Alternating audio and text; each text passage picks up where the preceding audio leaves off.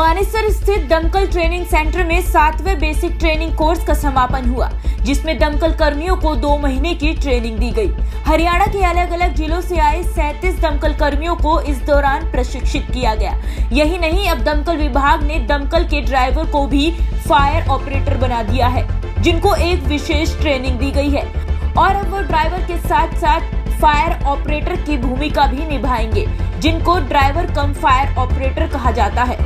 आज 7 जो बैच था हमारा ट्रेनिंग कंप्लीट हो चुकी है और ये पूरे हरियाणा से सभी फायर स्टेशनों से, कहीं से 2, कहीं से 3, कहीं से 1, इस तरह ये टोटल 37 जवान हमारे पास आए थे। इनको ये फायर ड्राइवर थे। इनको आज ट्रेनिंग कराने के बाद, ये कंप्लीट ट्रेनिंग होने के बाद अब ये फायर ऑपरेटर कम ड्राइवर बन गए हैं। अब इनकी एजुकेशन कंप्लीट हो गई है। अब फायर ऑपरेटर कम ड्राइवर बन गए हैं। तो इनको हमने हर तरह से प्रैक्टिकल, थ्योरी, हमारे सभी इंस्ट्रक्टर्स ने सभी ने इनको प्रॉपर ट्रेनिंग दी है। ट्रेनिंग दे के आज एक मतलब कि डिसिप्लिन जवान बन गया है, एक जवान। क्योंकि इससे पहले ये ड्राइवर होता फ्रेशर था, इनको पता ही नहीं था ट्रेनिंग क्या होता है, इनको पता नहीं डिसिप्लिन क्या होता है, इनको पता नहीं ड्यूटी क्या होता है, इसको खड़ा कैसे होना है, ऑफिस में आना कैसे है, अधिकारी के सामने जाना कैसे है, सैल्यूट कैसे मारना है, सारी बातें आज इनको प्रॉपर ट्रेनिंग दे के आज हमने इनकी ट्रेनिंग कंप्लीट कर दी है। अब 1 महीने का इनका प्रैक्टिकल अटैचमेंट है। वो भी प्रैक्टिकल अटैचमेंट विभिन्न स्टेशनों पे इनको डिप्यूट किया गया है, जाके अपने स्टेशनों पे जाके ये प्रैक्टिकल अटैचमेंट अपनी ट्रेनिंग का एक पार्ट है, ताकि वहाँ पे प्रैक्टिकल सीखें। वहाँ पे फायर होती है, फायर पे जाएं, कोई गाड़ी के इक्विपमेंट के बारे में कोई नई चीज़ सीखें। तो इनको 1 महीने के लिए हमने प्रैक्टिकल अटैचमेंट के लिए अपने स्टेशनों में, अलग अलग स्टेशनों में डिप्यूट कर दिया है। जब अग्निकांड होता है उसमें किस तरह से इनको रिस्पॉन्ड करना है, गाड़ियों का किस तरह से इस्तेमाल करना है, लोगों को कैसे संभालना है, क्या उस बारे में भी ट्रेनिंग दी गई है? बिल्कुल दी गई है। उसी तरह कि आपने फायर स्टेशन पे जाकर, जैसे फायर स्टेशन से जाते, जैसे कॉल आती है, रिस्पॉन्स समय क्या है, रिस्पॉन्स टाइम क्या है, उस रिस्पॉन्स टाइम के अनुसार हमने कैसे काम करना है, कैसे गाड़ी में बैठ के हमने प्लानिंग करनी है।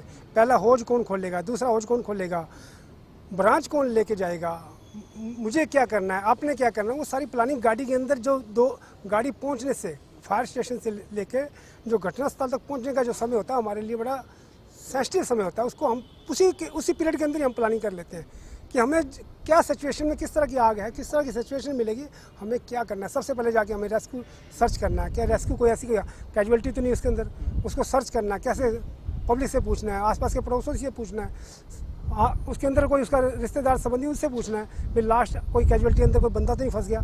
उसको पहले सबसे पहले हमारा सबसे पहले मोटिव ये होता है कि हम पहले सबसे पहले रेस्क्यू करें, उसके बाद फायर फाइटिंग करें। यह जो तस्वीरें आप अपनी टीवी स्क्रीन पर अभी देख रहे हैं, इससे आप अंदाजा लगा सकते हैं कि दमकल कर्मियों को किस तरह से हर बारीकी के बारे में प्रशिक्षित किया जा रहा है। यहाँ दमकल कर्मियों को प्रैक्टिकल के जरिए ट्रेनिंग दी जा रही है, जिसमें आग लगने के तुरंत बाद लोगों का रेस्क्यू कैसे करना है और इन तमाम बातों के बारे में दमकल कर्मियों को भी बताया गया है। इनको हमने ट्रेनिंग के दौरान बेसिक सारा ज्ञान दिया है कि कैसे फायर फाइटिंग करनी है, कैसे इनको रहना है, कैसे डिसिप्लिन मेंटेन करना है, कैसे इनको ग्राउंड में काम करना है, कैसे इनको परेड वगैरह में काम करना है। ये सारी बातें तो हर ट्रेनिंग में कराई जाती हैं। बट हमारे यहाँ हमने जो स्पेशलाइजेशन में इनको बोला है, हमने इनको पंप्स के बारे में बताया, फायर गाड़ी के पंप्स के अंदर किस टेम्परेचर पे काम करना है, पंप्स को कैसे ध्यान रखना है, मॉनिटर्स कैसे ध्यान रखना है, हॉज़ल्स को कहाँ इस्तेमाल करना है और कौन सी स्पेशल पानी क्या होता है कि अगर हम ज़्यादा पानी डाल देंगे तो कई बार क्या होता है, आग से इतना नुकसान नहीं होता, पानी से ज़्यादा होता है।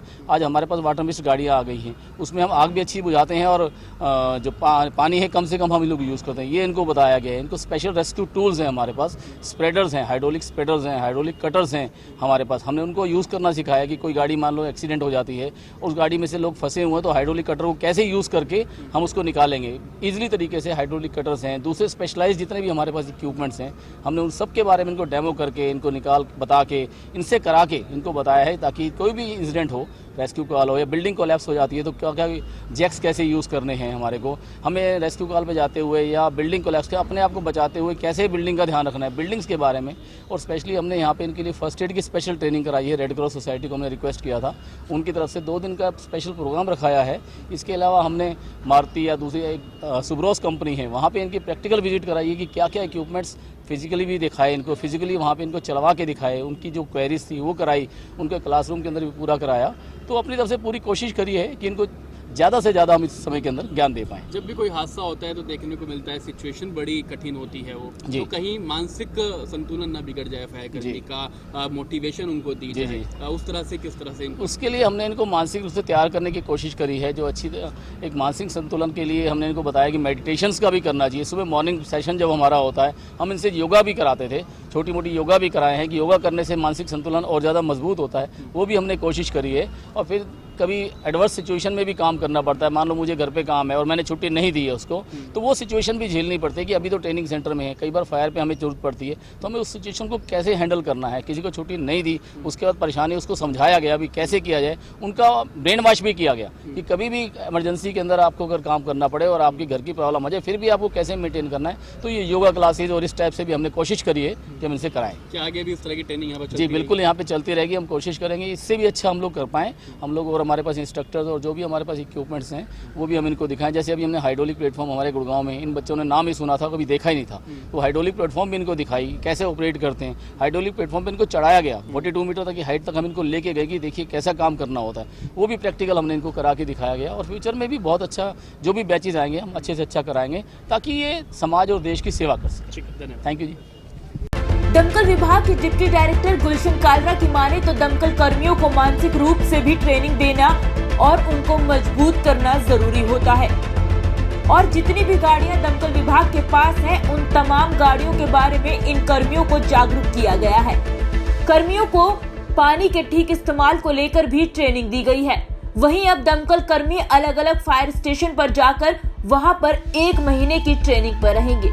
सनातक टीवी से इसी तरह हमारे साथ जुड़े रहें और ताज़ा खबरों के लिए सनातक टीवी को सब्सक्राइब करना ना भूलें। अगर हमारी ये जानकारी आपको अच्छी लगी है तो अपने फ्रेंड सर्कल में भी इसको शेयर करें। सनातक टीवी के लिए गुरुग्राम से योगेश की रिपोर्ट।